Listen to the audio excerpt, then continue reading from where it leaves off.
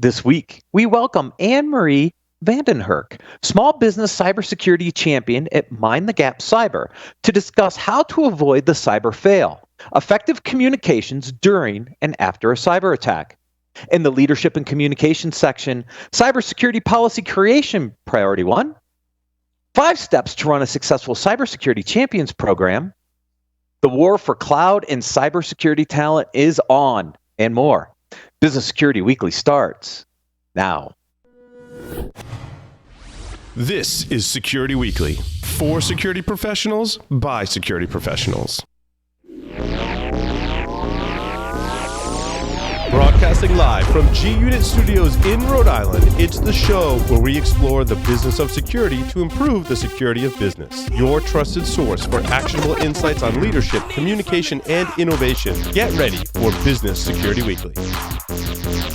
Monitoring and maintaining compliance is a never-ending struggle with a high price of failure. Firemon helps customers meet complex and varying compliance requirements. Firemon has fully customizable reporting, analytics, assessments, and dashboards to meet the compliance needs of any organization. With Firemon, compliance reports take a tenth of the time, and real-time continuous compliance eliminates the anxiety and headaches of audit preparation. Improve security outcomes by improving security operations with Firemon. Visit securityweekly.com/Firemon to learn more.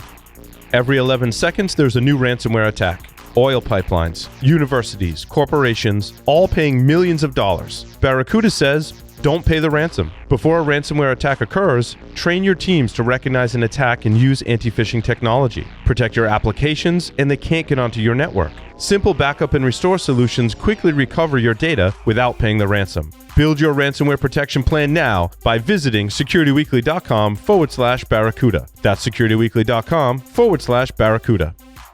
People require access from anywhere to resources everywhere, but legacy security is ill-equipped for today's hybrid organization. Appgate SDP delivers zero-trust network access for hybrid workforces and workloads, empowering trusted users with secure, frictionless connections to only what they need. Make your attack surface invisible and reduce time to provision by 91% with Appgate SDP, a leader in the 2021 Forrester ZTNA New Wave. Learn more at securityweekly.com/Appgate.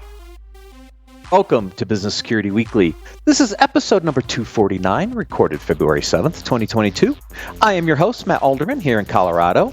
I'm lucky today. I have 3 co-hosts. I'll explain in a second.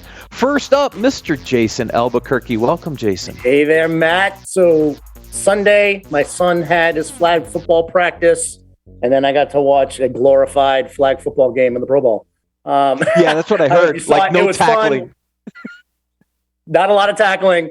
It was kind of funny to watch. My son and I enjoyed it, but on to the Super Bowl, baby. Yeah, that's the big game.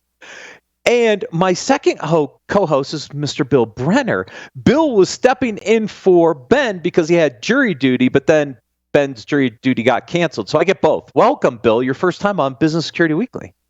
Well, to quote Admiral James Stockdale during the 1992 vice presidential debate, who am I and why am I here? That's what you must be asking. You run my custom content team. That's what you do. And joining us because his jury duty did get canceled is Mr. Ben Carr. Welcome, Ben. Yeah, hey Matt, good to be here. I was afraid I was going to be absent 2 weeks in a row, but yeah, luckily or unluckily, I guess my civic duty, jury duty, did get canceled this week. So that's all right. Glad to have you. Don't miss any of your Don't miss any of your favorite Security Weekly content. Visit securityweekly.com/subscribe to subscribe to any of our podcast feeds and have all new episodes downloaded right to your phone. You can also join our mailing list, Discord server, and follow us on social media and our streaming platforms. Do you have a specific guest or topic that you want us to cover on one of the shows? Submit your suggestions for guests by visiting securityweekly.com/guests. Please don't email me directly because we'll just redirect you to this link and complete the form. We review suggestions monthly and will reach out to you once reviewed. Anne-Marie Vandenhurk is founder of Mind the Gap Cyber. She brings 25 years of management experience, having led IT, operations, and communications departments. In addition, she has worked with executives in diverse sectors in crises, guiding them to resolution in her decade of work as a business consultant. In 2013, Anne-Marie published her first book, Social Media Crisis Communications, Preparing for, Preventing, and Surviving a Public Relations Fail. Born in the Republic of Ireland, raised and educated in the United States, and lived in Europe, Anne-Marie blends American and European sensibilities into her practice, allowing for a unique global perspective. She's an active member of PRSA, InfraGard, AFCEA International, SAE International, and ICS for ICS. Anne-Marie, welcome to Business Security Weekly. Well, thank you. Wow, I have to look around there. I guess that's me that you're talking about. It Thank is. Yeah, you're welcome. Thank you for joining us. We're going to talk about crisis management, and I thought this was a great topic. When the suggestion came up to bring you onto the show, I'm just thinking through all the news coverage around ransomware attacks. Do I pay the ransom? Don't I pay the ransom? How do I deal with the press? All this stuff, like crisis management 101, right? But yet I don't think a lot of organizations are really prepared for the crisis part of crisis management. They're not. The best analogy here is put your head in the sand. A lot of organizations have their head in the sand about crisis communications, crisis risk management. But I like to always add, if you have your head in the sand, that means your bottom open to be kicked.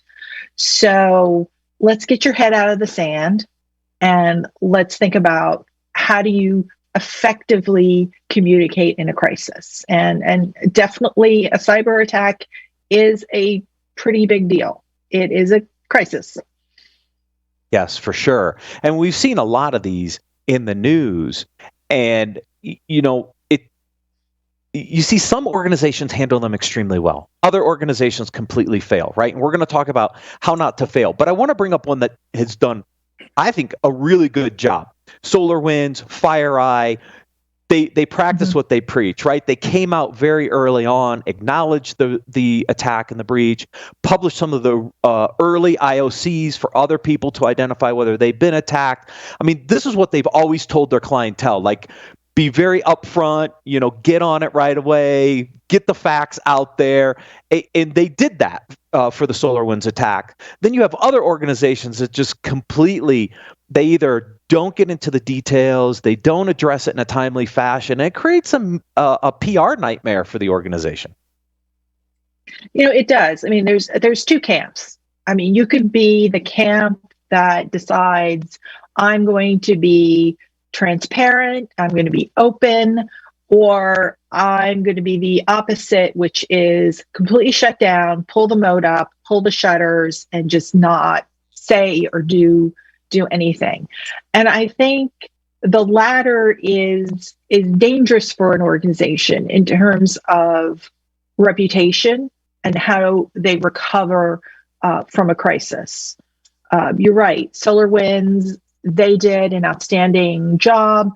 Another organization, which is global, is Norse Hydro.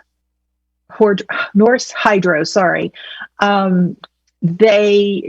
They just knocked it out of the park in terms of how they handled an essential cyber attack, a ransomware attack that completely crippled their organization in spring of 2019. But you never hear about it. Right. So that means they handled it really well. And that's the difference, is we don't hear about SolarWinds or Hydro. It's because it was handled properly. And that's the essential that organizations really need to understand, is how you handle a crisis is going to be how you're remembered. People are going to remember that you did it well. They're going to forget about the actual crisis. So what do organizations need to do to really prepare in advance, right? Because you can't wait until the attack actually happens and deal with it in real time and then all the aftermath. So what should organizations be doing in advance of a crisis to be prepared when that day comes? Because more and more likely that day will come. It's just a matter of when. Right. I mean, it's not if an organization is going to have a crisis or a cyber attack or, go down the list. It is now when. So preparation is essential. I don't care how small your organization is or how large your organization is. You need to have a risk management plan in place. And within that risk management plan, you need to have an incident response plan, a crisis communications plan. They all have to be integrated and work together. It's essential to be prepared. It's essential to have a plan and practice it. Plan isn't just a noun, it's also a verb. So use it as a verb. Keep it going and transforming it. Right. Yeah, I think that planning is key, right? So you had mentioned having an incident response plan and making sure you're continuously exercising it and training toward it, communications planning. Being in IT services and managed service provider, I had the luxury or have the luxury of being connected to a lot of global partners, right? And I had taken an executive team up to one of our global partners who was heavily involved in cybersecurity practices. And one of the things they put us through, there's about 5 executives there. One of the things they put us through was an incident response scenario as we were there, right? And when we walked in the room, they basically said, all right, we're going to pretend there's a cyber incident happening. And we're going to walk you through, the evolution of a cyber incident for an organization. They told us the organization type. They told us the vertical. And hey, by the way, you're not in your own roles. You're going to be an administrative assistant in the finance department. You're going to be a technician who's sitting in the network operations center, and so on and so forth. And as we started going through the incident response, all of a sudden the technician in the network operations center gets a phone call from a news reporter that basically says, hey, I heard you're part of a breach, and starts going through all of this questioning like a reporter. That showed us the necessity of not only having a plan, communicating the plan, but training every single employee in the organization on that plan and the ways to communicate. Because you have an entry-level technician who's now being interviewed by a reporter as this cyber incident is happening actively. Right. So that's part of that planning is the communication to every employee. It is. Yeah, Jason. And we have to, what gets me is people are always like, oh, well, cybersecurity is just like IT's thing. It's not. It's everyone's responsibility in an organization. Cybersecurity, everyone's responsibility. And when a crisis happens, it's everyone needs to be involved in mitigating it. You may not be that spokesperson, or you may not be the CEO, but everyone has a role in making the situation better or managing the situation. And communications is key, and training, transparency, from all levels. That's right. And a lot of people are always focused on the C-suite. Well, that low or the entry level technician is frontline. Yeah, that's right. Your receptionist is frontline. Your customer service rep, frontline. Those people are the ones that are really interfacing with your customers and clients. Right. They need to be in the loop, and they need to be trained in appropriate response. For example, that entry-level technician should not be fielding calls from the media. He should be trained to say, you know what, I'd love to talk to you, but I'm going to give you to, Susie, who is the spokesperson, and we can get somebody to talk to you immediately. Boom, off his plate, he can focus back doing what he needs to be doing. So, but you need to know that, and you need to have that built into your crisis communications plan, but also your company culture of, who does what when. Well, we talk so frequently on this about how cyber is really a business problem, right? And I think this is one of the key areas where it's really easy to see where it's a full business response, right? You need to have marketing, communications, the C-suite, the doers that are actually, doing tasks and figuring out how to respond. It's really important that this is kind of up and down the chain, really practiced and stressed and taught. That whole trite concept of, the weakest link in the chain is always the failure point. It's so true here. And if Right. everybody isn't on point for what they have to do and they haven't practiced it, the response to an incident can be a big fail. And I think that's what I've seen in a lot of organizations is they're just not practicing it. No, because they still have that attitude that, oh, it's not going to happen to us just because. Yeah. And the concept of until they go through it, it's a technical problem. And it's not right. not at all a technical problem. It's IT's problem. It's IT's problem. And they're just going to, do their thing, whatever they do, because who knows what they do. They just do things, and that unto itself that's a separate conversation in terms of siloing within organizations. And I understand that, the bigger the organization, the more silos and the less kind of interactive, less opportunities for people to interact with each other. But it can make or break an organization. I mean, a cyber attack disrupts your ability to do business, and you have to deal with it in that mindset. So everyone has to be involved in it and understand what they need to do. And it's not only internally, right? I mean, we were talking through this. Yes, there are key internal roles that have to be part of this crisis management plan, but there's also external entities that need to be part of this plan as well. Law enforcement, legal, lawyers, potentially news outlets. This is not just an internal problem either. Right. It's very much an external problem. I mean, it used to be where one could keep it internally, kind of put it on the carpet. Nobody saw that, kind of fixed it. But as it's become it's become part of the norm. Every day there's some sort of big breach, right? People want to know what's going on. I mean, you have customers that you need to think about. You have state shareholders, law enforcement, the media, because the media needs to be able to get the correct information out, which is essential, the correct information, not just rumor, conjecture, get the right information out to the right people. You have did I say regulators? If I didn't, regulators. I mean, there's a whole vast grouping of people externally that you need to be able to communicate with effectively and in a timely manner.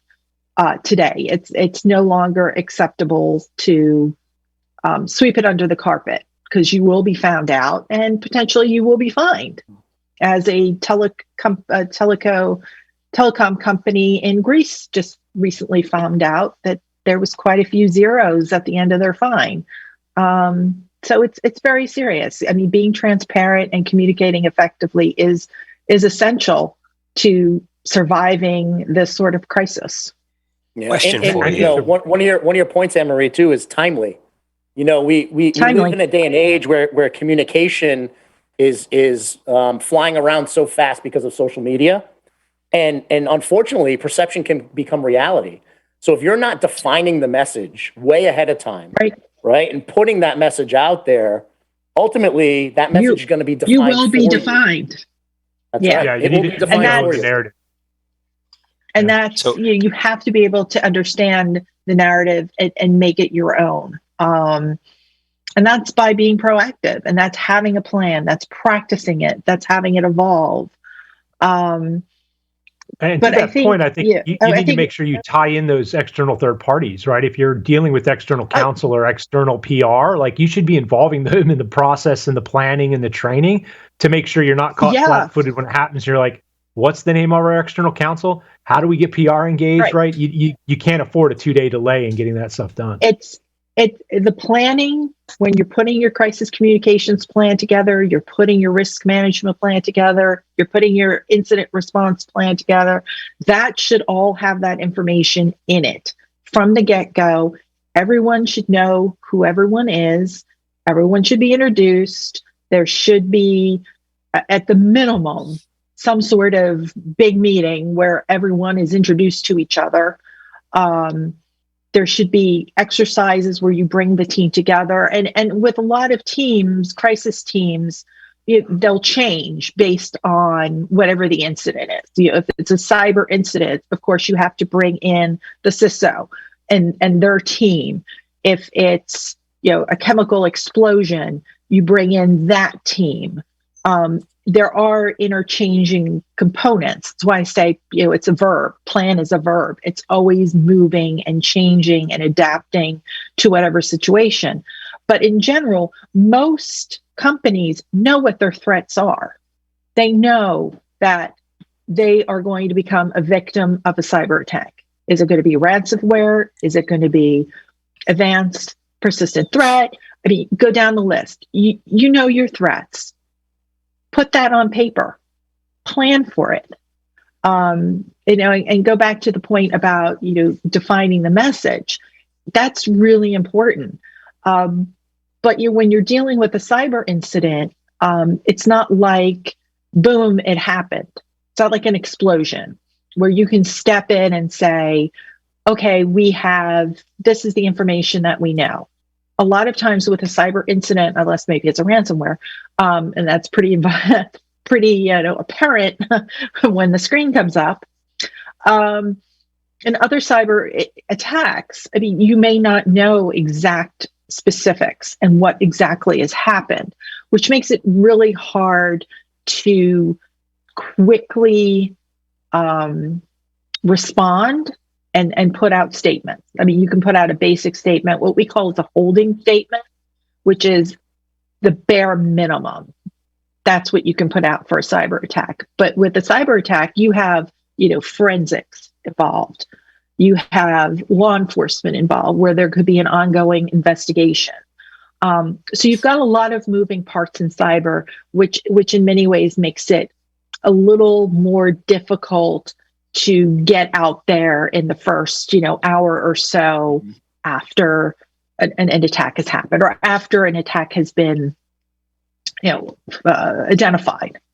So I think that's what makes, cyber a very a more difficult crisis to manage, because there are so many moving parts and so many moving parts are hidden that you may not know the true extent of everything for months on end, depending on what kind of investigation, takes place.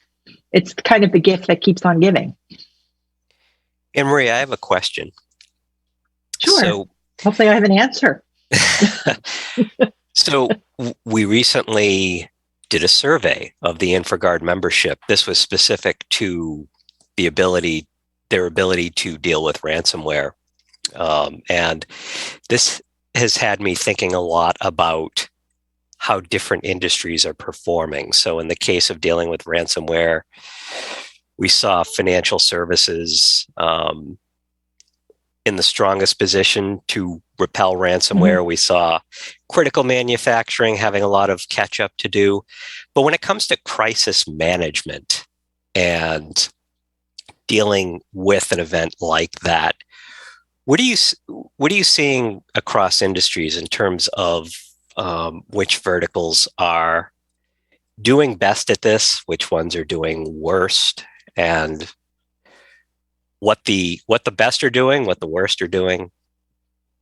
I think that's a really good question. Naturally, the most regulated industries, fintech, tend to do the best. Healthcare,